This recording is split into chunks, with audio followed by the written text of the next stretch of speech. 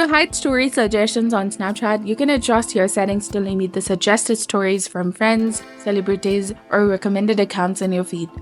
First of all, open your Snapchat account and log into your account. Go to the Discover section by swiping right from the camera screen.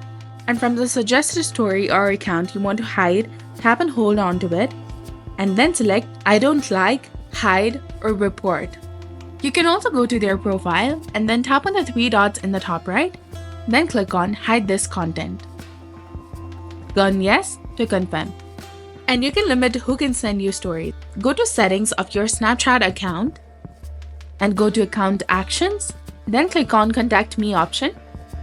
Select your friends instead of selecting Friends and Contact, Everyone, or any other option available. And while this won't stop suggestions from appearing, you can turn off notification for new stories from specific people. For that, open Snapchat and go to your friend list. Find the person you want to remove and then tap and hold on to their name. Select Manage Friendship and then click on Remove Friend. These steps will help you reduce story suggestions, and keep in mind that Snapchat may update its features, so new options for controlling suggestions may become available in the future. So please do not forget to like, comment, share, and subscribe to our channel. Thanks for watching. See you in the next one.